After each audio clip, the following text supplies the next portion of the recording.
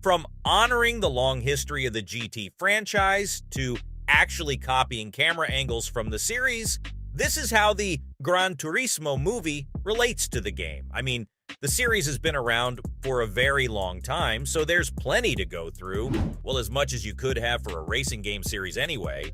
Starting with the original Gran Turismo on the PlayStation way back in 1997, the franchise has always had a very different vibe from other racing games out there. Expensive supercars, iconic tracks, and some sweet classical music have been a staple of Gran Turismo for over 2 decades now. Oh, and you bet that they're absolutely adored by the fans.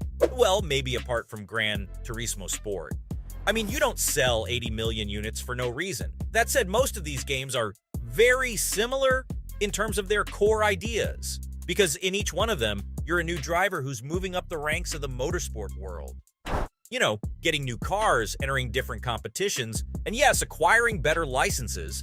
And well, that's sort of what the main idea for the Gran Turismo movie is as well, as it got a new driver with no experience, and throws him into the unrelenting world of motorsports. In fact, since the games barely have a story attached to them, the adaptation takes a very smart approach. After all, it's a story about a Gran Turismo player becoming a real-life driver. Yep, that's the premise of the movie. And get this, it's all based on a true story. Inspired by Jan Mardenborough's life, the movie tells the story of how he was a teenage Gran Turismo player and became a professional race car driver after winning a bunch of driving game tournaments. Also, even though there's a lot of on-track action that honors the franchise with its vibe, there's a rich narrative going off the track as well, with David Harbour's character serving as Mardenborough's trainer. Wait a sec though. How does anyone even decide to make a Gran Turismo movie in the first place? I mean, it's not like the franchise has a rich lore that allows any good story. Well, turns out the movie's director Neil Blomkamp absolutely adores the car brand Nissan and all the lineage that comes with its racing moniker, Nismo.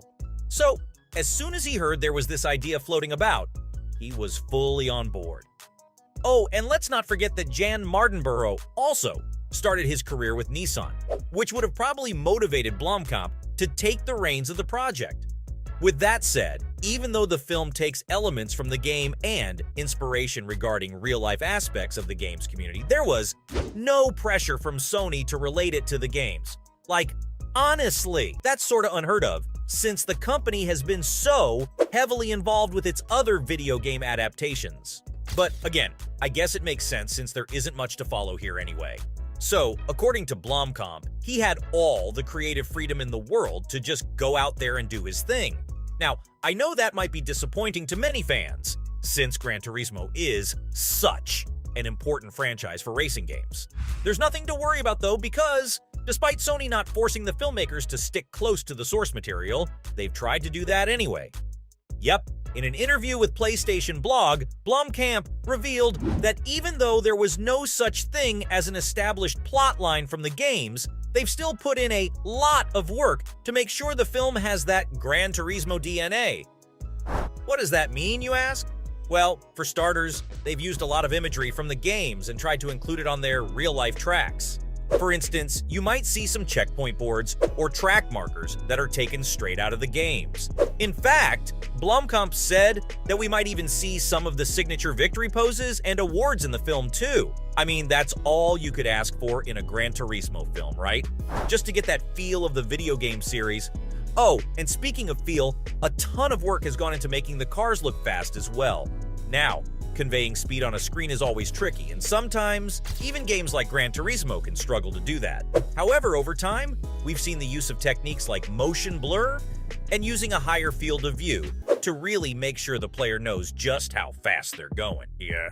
And well, that's sort of what the idea is for the movie as well. In fact, other than just copying the video games for their techniques, Blomkamp said that they've looked at other racing movies as well, like Steve McQueen's Le Mans. For him, the sheer tension that the movie manages to build between two drivers racing each other is still unmatched to this day. And yeah, he's not wrong, because those rapid camera cuts between two cars are used in cinemas to this day. Besides, the Gran Turismo games largely focus on a single car that you're controlling, so it's not like they could have made a full movie out of that. But expect to see a lot of motion blur, some wide camera shots, and of course, intense on-track battles. In fact, there are so many visual elements taken from the game that the movie sometimes blurs the line between what's real and what isn't. Yep, despite having access to supercars and iconic tracks, the filmmakers still opted to use CGI very liberally. Why? Well, again, they wanted it to feel authentic and evoke the feeling of nostalgia among Gran Turismo fans. And so, a lot of the racing shots are just pure CGI.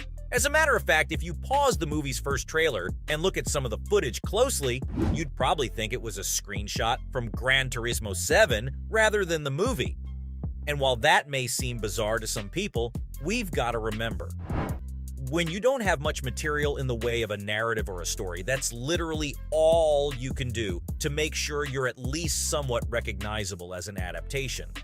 Well, apart from including some iconic cars, of course. Okay, so Gran Turismo, as a franchise, has always been about the cars.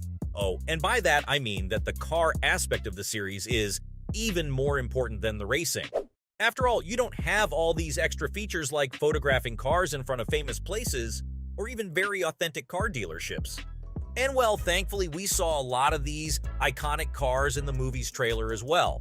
Of course, the main attraction here is Nissan's lineup, since the real GT Academy was sponsored by the company. So you've got a ton of R35 GTRs, a 370Z Nismo, even a Ligier Nissan LMP racer.